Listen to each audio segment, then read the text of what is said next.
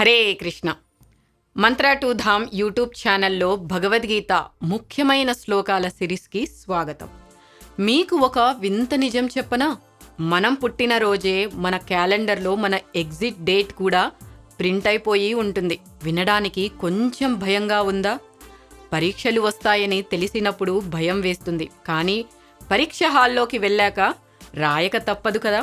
అలాగే జీవితంలో కొన్ని విషయాలు మనం ఆపలేము. మీ చేతిలో ఉన్న ఒక గాజు గ్లాసు కింద పడి పగిలిపోయింది అనుకోండి, అది మళ్ళీ అతుక్కోదు. ఇప్పుడు రోజంతా కూర్చొని ఏడిస్తే ఆ గ్లాసు వస్తుందా? రాదు కదా. దానికి బదులు ఆ గాజు ముక్కలు ఎవరికీ గుచ్చుకోకుండా శుభ్రం చేసి తర్వాత పని చూసుకోవాలి. జీవితంలో నష్టాలు కూడా అంతే. మరి ఆపలేని వాటి గురించి ఏడవడం తెలివైన పనా, లేక ధైర్యంగా ఎదుర్కోవడం తెలివైన పనా? శ్రీకృష్ణ భగవానుడు అర్జునుడికి చెప్పిన ఆ సీక్రెట్ మేనేజ్మెంట్ టిప్ ఏంటో ఈరోజు చూద్దాము. అర్జునుడు యుద్ధభూమిలో ఉన్నాడు. తన కళ్ళ ముందు భీష్ముడు, ద్రోణుడు ఉన్నారు. వీళ్ళు చనిపోతారేమో అని అర్జునుడు వణికిపోతున్నాడు. అప్పుడు కృష్ణుడు నవ్వి ఇలా అంటున్నాడు, అర్జునా, నువ్వు యుద్ధం చేసినా చేయకపోయినా కాలం ఎవ్వరినీ వదలదు. దీనికి నువ్వు ఎందుకు ఇంతలా టెన్షన్ పడుతున్నావు అని భగవద్గీత 2వ అధ్యాయం 27వ శ్లోకం చెబుతున్నారు. సులభంగా ఈ శ్లోకం అర్థం చేసుకోవడానికి ప్రయత్నిద్దాము. జాతస్య హి ధ్రువో మృత్యుః ధ్రువం జన్మ మృతస్య చ జాతస్య హి ధ్రువో మృత్యుః ధ్రువం జన్మ మృతస్య చ జాతస్య హి ధ్రువో మృత్యుః ధ్రువం జన్మ మృతస్య చ తస్మాద్ అపరిహార్యేర్థే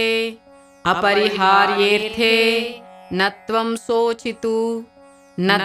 శోచితు అర్హసి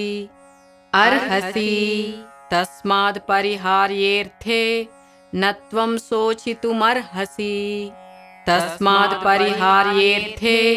నత్వం శోచితుమర్హసి ఇప్పుడు శ్లోకం మొత్తం చెప్పుకుందాము.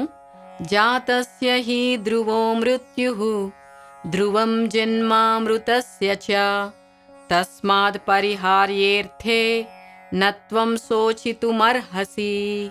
జాతస్య హి ధ్రువో మృత్యుః ధ్రువం జన్మ మృతస్య చ తస్మాద్ పరిహార్యేర్థే నత్వం శోచితుమర్హసి.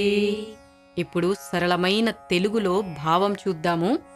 పుట్టినవాడు మరణించడం ఖాయం, మరణించినవాడు మళ్ళీ జన్మించడం ఖచ్చితంగా జరుగుతుంది. తప్పించుకోలేని ఈ ప్రకృతి నియమం గురించి నువ్వు విచారించడం తగదు అని శ్రీకృష్ణ భగవానుడు చెబుతున్నారు. ఒక్కో పదం మనకు ఒక గొప్ప సత్యాన్ని చెబుతుంది. అవేంటో చూద్దామా? జాతస్య అంటే పుట్టినవానికి, ఎవరైతే ఈ లోకంలోకి వస్తారో వారికి. హి అంటే ఖచ్చితంగా, అంటే సందేహం లేకుండా. ధ్రువః అంటే తప్పనిసరి. మృత్యుః అంటే మరణం. ధ్రువం అంటే ఖచ్చితంగా. జన్మ అంటే పుట్టుక. మృతస్య అంటే చనిపోయిన వానికి. చ అంటే మరియు. తస్మాత్ అంటే అందువలన. అపరిహార్యే అంటే అనివార్యమైన, అంటే మనం అస్సలు ఆపలేనటువంటి. అర్థే అంటే విషయంలో, పరిస్థితుల్లో. నా అంటే వద్దు, చేయకూడదు. త్వం అంటే నువ్వు. శోచితుం అంటే దుఃఖించడం, ఏడవడం. అర్హసి అంటే తగినది కాదు అని అర్థం. ఒకవేళ మనం కృష్ణ భక్తిని పాటిస్తే ఈ రీబర్త్, మళ్ళీ పుట్టడం అనే ప్రాసెస్ ఆగిపోయి మనం శాశ్వతమైన భగవద్ధామానికి వెళ్తాం. అప్పటి వరకు ఈ మార్పులు సహజం అని మనం అర్థం చేసుకోవాలి. ఋతువులు ఎలా ఉంటాయి? ఎండాకాలం వెళ్ళి వానాకాలం వస్తుంది, వానాకాలం వెళ్ళి చలికాలం వస్తుంది. మనం ఏడ్చినా నవ్వినా అవి మారవు కదా. మరణం కూడా ఒక సీజన్ లాంటిదే. పుట్టినవాడు మరణించడం, మరణించినవాడు మళ్ళీ పుట్టడం అనేది ఒక రైలు ప్రయాణం లాంటిది. ఒక స్టేషన్లో ఎక్కుతాము, ఇంకో స్టేషన్లో దిగుతాము. కంసుడికి ఒక ఆకాశవాణి వినిపించింది. దేవకి అష్టమ గర్భం నిన్ను చంపుతుంది అని. కంసుడు చనిపోతానని తెలిసి భయపడి అందరినీ చంపడం మొదలుపెట్టాడు. ఎన్నోసార్లు కృష్ణుణ్ణి చంపాలని ప్రయత్నించాడు. కాని మరణాన్ని ఆపగలిగాడా? లేదు. కృష్ణుడు చెప్పేది ఏమిటంటే, మరణం ఎలాగో వస్తుంది, కాని కంసుడిలా భయంతో పాపాలు చేస్తూ చావకూడదు. అర్జునుడిలా ధర్మం కోసం పోరాడుతూ జీవించాలి. ఒక భక్తుడు ఈ శ్లోకాన్ని ఎలా అర్థం చేసుకుంటాడు అంటే, ఎవరైనా చనిపోయినప్పుడు అయ్యో అని కుంగిపోకుండా వారి ఉత్తమ గతి కోసం ప్రార్థిస్తాడు. తనకు ఉన్న సమయాన్ని భగవంతుని సేవలో వాడుతాడు.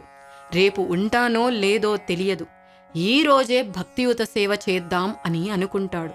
మనకంటే ఎవరో బాగున్నారని లేదా ఏదో లేదని బాధపడదాము. కానీ గుర్తించుకోండి, ఇది కేవలం ఒక చిన్న మలుపు మాత్రమే. తస్మాత్ అపరిహార్యే. జరిగింది జరిగిపోయింది, ఇక ముందు ఏం చేయాలో ఆలోచించాలి. కాబట్టి ఇప్పుడు ఈరోజు ఎలా జీవించాలో నేర్చుకోవాలి. మన ఆచార్యులు చెప్పినట్లు ఈ జనన మరణాల చక్రం నుండి బయటపడాలంటే హరే కృష్ణ మహామంత్రాన్ని మించిన మందు లేదు.